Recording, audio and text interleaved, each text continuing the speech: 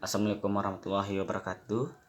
Pada kali ini saya akan mendeskripsikan buku dari Heath Sutherland yang berjudul Terbentuknya Elit Birokrasi.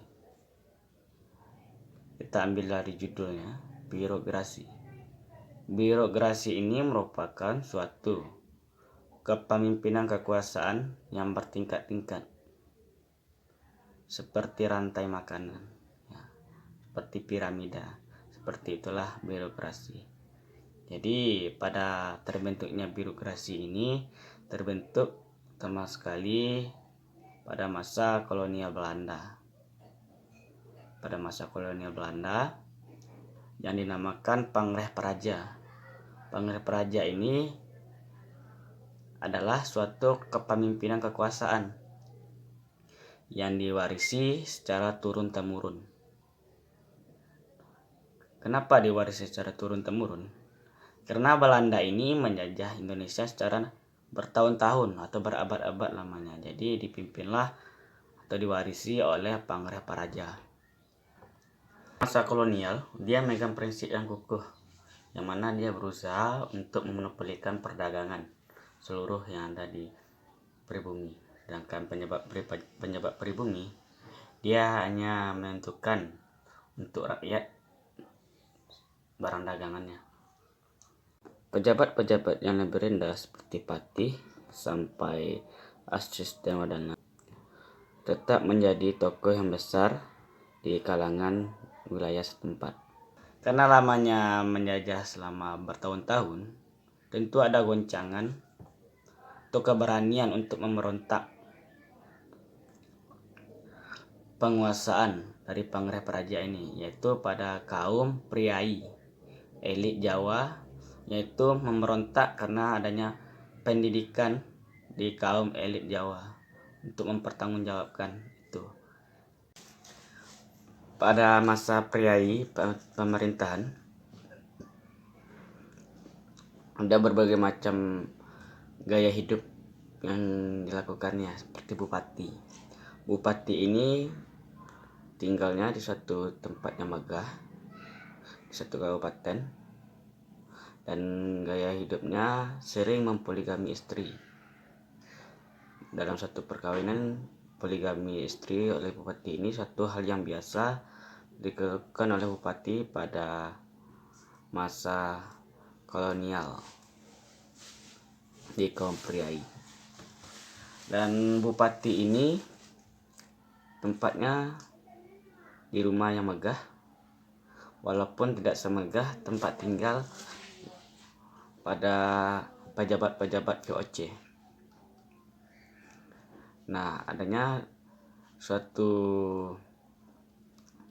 pemberontakan nanti yang dilakukan oleh kaum priai yang menjengkelkan, maka dibentuklah suatu santri pada kaum Islam untuk merubah suatu kebijakan-kebijakan yang menjengkelkan ini.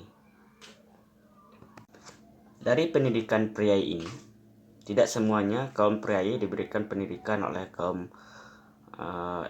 bangsa Eropa, yaitu suatu kaum priai yang terpilih untuk melaksanakan pendidikan.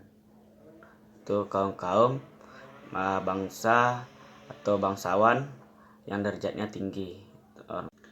Memasuki tahun 1870-an, kaum priai memberikan pendidikan terhadap kaum priai. Nampaknya dia tidak sadar betapa pentingnya pendidikan baginya. Lalu dia memberikan anak-anaknya pendidikan di sekolah LSS di Garut. Para kaum priai memberikan gaji guru-guru dari orang Belanda, berbahasa Belanda. Nah, pada awal abad 1990-an terjadinya suatu perubahan mobilitas sosial, perubahan politik terjadi, seperti yang mana masyarakat pribumi lah berubah pada kelas menengah, dan guru-guru karyawan lah berpindah tempat ke tempat yang lain untuk mencari pekerjaan. Nah, peranan penting yang lainnya terjadi pula pada perubahan sosial, yang mana perubahan sosial ini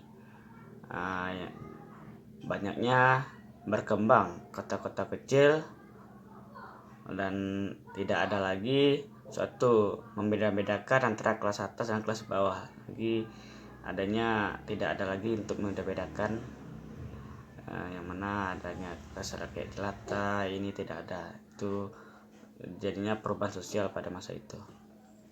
Pendapat saya tentang buku ini, saya mengetahui yang mana sebelumnya saya sama sekali tidak mengetahui sistem birokrasi yang awalnya sampai abad ke-19 pada masa kolonial, seperti apa birokrasi, apa itu pangreh praja, saya belum mengetahui. Setelah saya membaca buku ini, alhamdulillah saya mengerti, memahami cerita-cerita pada masa lalu, pada masa kolonial, karena ceritanya ini sangat lengkap, dimana pada masa VOC sampai ke pengangkatan bupati, gaya hidup bupati pada masa itu saya mengetahui. Nah, dari segi kata-kata buku ini, kalimatnya sangat bagus, memahami. Jadi buku ini sangat menarik untuk dibaca, untuk meningkatkan pengetahuan kita, mana tidak tahu menjadi tahu. Menurut saya begitu. Bagus.